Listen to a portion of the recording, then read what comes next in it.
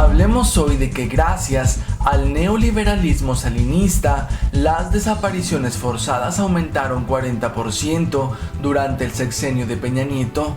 Pero nueva ley no quiere castigar a los principales perpetradores, el ejército y la marina.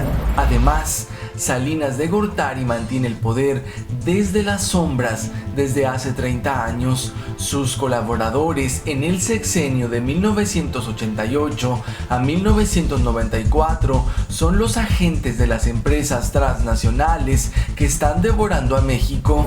Y analicemos también a los candidatos independientes para el 2018, esos que son manejados por el mismísimo Salinas y su séquito de delincuentes.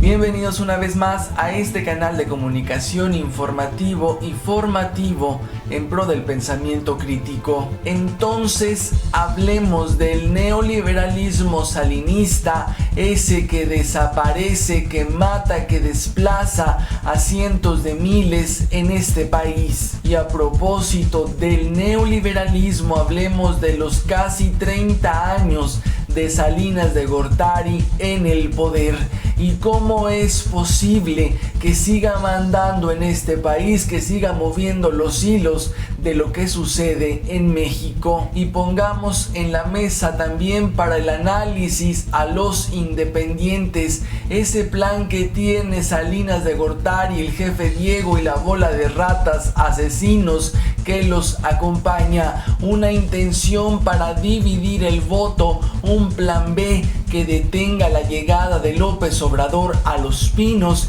en el 2018. Hablemos de todo eso. Y bajo las órdenes de Salinas de Gortari, Peña Nieto ya vendió el 70% del territorio nacional. Por eso los millones de indígenas desplazados, millones y millones de personas también que son despojadas de sus tierras. Pero esto no es lo más grave de los efectos del neoliberalismo. El Estado mexicano es el principal responsable del delito de desaparición forzada de personas, ya sea por omisión o complicidad.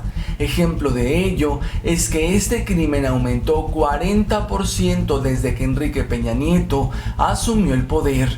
Ante esta problemática, no es suficiente emitir una ley en la materia que solo sea declarativa. En cuanto al tema de las sanciones para superiores jerárquicos, principalmente el ejército y la marina, si cometen esta práctica, la nueva ley no los toca, deciden mantenerlos impunes. Ahí se refleja cabalmente que la ley no está abocada a generar justicia, y anticipan que el 2017 será el año más violento de lo que llevamos en los últimos tiempos. Gracias a Peña Nieto van 104,000 muertos, 35,000 desaparecidos y un montonal de dinero, cientos de miles de millones tirados en la supuesta guerra contra el narcotráfico. Y es que esta violencia es el saldo real del entreguismo. Aquí se priorizan los intereses del capital.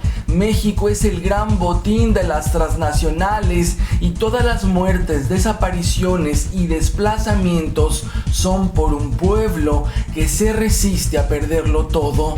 Y todo empezó desde antes de la caída del sistema en 1988, cuando el PRI consumó uno de los más grandes fraudes de la historia al imponer en el poder a Carlos Salinas de Gortari. El 4 de octubre de 1987 ocurrió el destape de Salinas de Gortari. Mucho es lo que puede analizarse de aquel periodo para explicar nuestro presente violento, miserable y corrupto, que sin lugar a dudas es herencia de aquel régimen y aquella decisión que permitió a Salinas mantener un poder desde las sombras a 30 años de distancia. En particular, este sexenio ha permitido ver el enorme poder del personaje, capaz de colocar a una generación de servidores públicos de su entorno Además, hoy sus colaboradores en el sexenio de 1988 a 1994 son importantes agentes de empresas transnacionales. Y nunca debemos olvidar que Salinas de Gortari entregó prácticamente todo el Estado mexicano a los amigos empresarios y a las transnacionales. Cedillo, Fox y Calderón los secundaron y Peña Nieto terminó de rematar el país en aquello que hacía falta de entregar, pues lo entregó todo.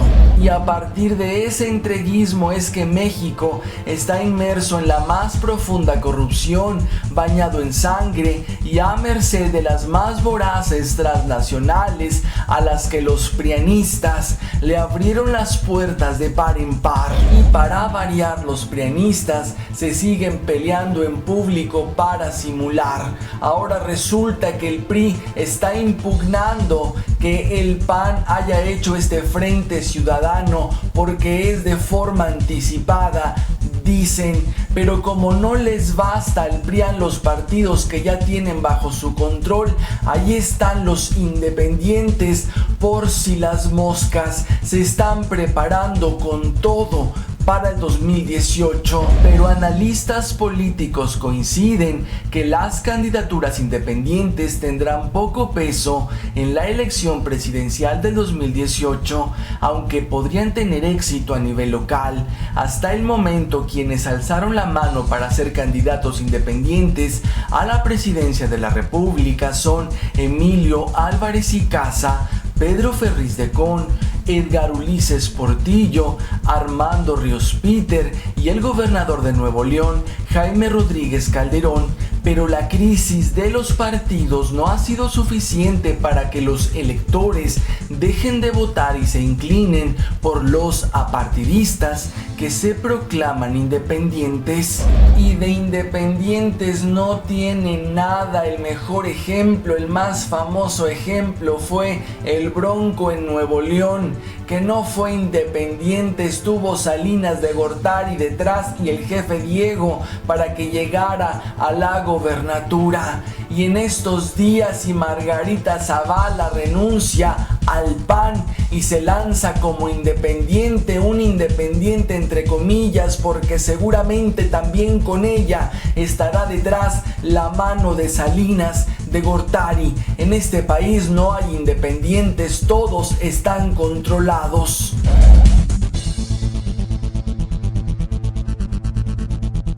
Y hasta aquí esta entrega, hasta aquí esta editorial. Gracias una vez más por la amabilidad de ver, de comentar y de compartir este material en todas las redes sociales. Nos vemos en la próxima emisión.